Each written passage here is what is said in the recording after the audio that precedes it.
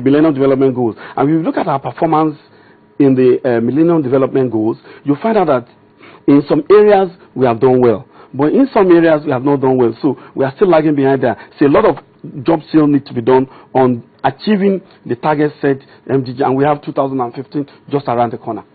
Now, when I leave that, I go straight away to something that is very fundamental. And that is, what do you do with the rising number of unemployed people in this country? How do we grow our economy in a way that it will create jobs? Well, we're still on the subject of that economic growth and economic development. Yes. What, in specific terms, what the federal government policymakers can, because I know they're looking at a number of options. Yes. What they can do specifically, perhaps things we haven't thought about. Yeah, that's what I'm looking at now. First of all, I'm looking at the situation where most of the current interventions are what they are. Shock therapies. They will not get us to the promised land. So we need to begin to think holistically and fundamentally about how we can grow our economy to create jobs. One of the first things we need to do is to make sure that the Central Bank of Nigeria, which is a very key institution, is given a core mandate to promote full employment. Apart from its outside of its core mandate that is specified under the Act, the current legislation is talking about financial, is talking about price stability, exchange stability, and defending the value of the naira and all of that. And they've done that very well. But what we are saying is that some progressive economies have decided now. In fact, there's a conference going on right now that is looking at the dual mandate for central banks. And we can give examples. When the job numbers that you quoted about the United States came out, I know Bankabe was a bit, he was happy because he has a mandate. According to the U.S. legislation on Federal Reserve Act 1933, he must maintain maximum of full employment. So every job that is created in the United States is a joint responsibility of the central bank of that country, that's the Federal Reserve Bank, as well as the Minister of Finance and the Minister of Commerce. But here in Nigeria, we are more interested in inflation targeting and all that goes with it. Our monetary policy regime is targeted at bringing about price stability. But the central bank could argue that in terms of it has embarked on some interventions, 200 billion here for agriculture, the aviation intervention fund, that for the manufacturing. It's burned some of the burden interest rates, especially with NERSA, what it did with agriculture, bearing the interest rate burden, sharing that with the banks. Yeah, I am aware of that, but those are what they are. Interventions, things that you just do at your discretion, things that you do, you are not mandated to do it.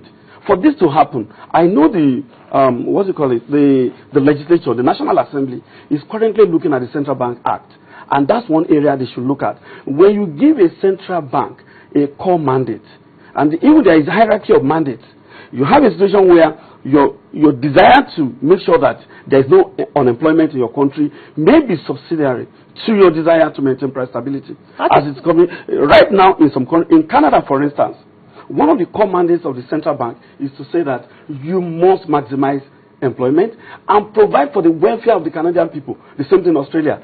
So central banks, because of the strategic nature that they hold in the society, especially in a developing economy like ours, because they control the banks, if, for instance, if the Central Bank of Nigeria is interested in job creation, it will go beyond those interventions and ensure that each of the commercial banks in the country have a target for giving out loans to create jobs. For instance, when you talk about what is happening now, less than 2% interest rate in some of these advanced countries, in order to do what? To bolster, first of all, consumer spending and to encourage the producers, the manufacturers, to go and take loans. And that is being reflected in the performance of their stock exchange. But here, we have a situation where our stock exchange has started doing well again. I was a little bit fascinated by your report that right now we have added so many points. But what we are saying is that the points added in the United States and other advanced countries is as a reflection of the fundamentals of the economy. For example, jobs were added. You see share index going up. When this guy comes up to say, okay, I'm going to do more quantitative easing, I'm going to buy more bonds, you see what happened to the economy. So let us see a relationship between our macroeconomic fundamentals our capital market, and the creation of jobs. How do you suppose the central bank can create jobs? Talking about perhaps tweaking the Central Bank Act, ensuring that that's part of its mandate. You mentioned Australia, Canada, and the rest of them, but what for a country like the US, the reason why they've been able to support the economy, especially the jobs market, is because interest rates are low, between 0 and 0.25%. We have an MPR of 12% here, and the central bank is not interested right now reducing that. Sister, your interest rate is in a direct relationship to your inflation rate. Okay, when you look at the kind of inflation rate figures that we have in Nigeria, it will be difficult for the central bank. They will have to do it gradually, because when you look at our basket of goods and the consumer price index, all the time they are going up until recently.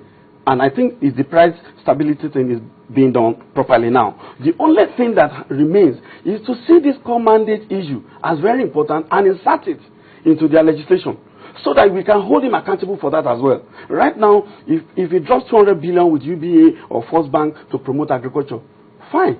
He's just doing it. It is not part of the core mandate.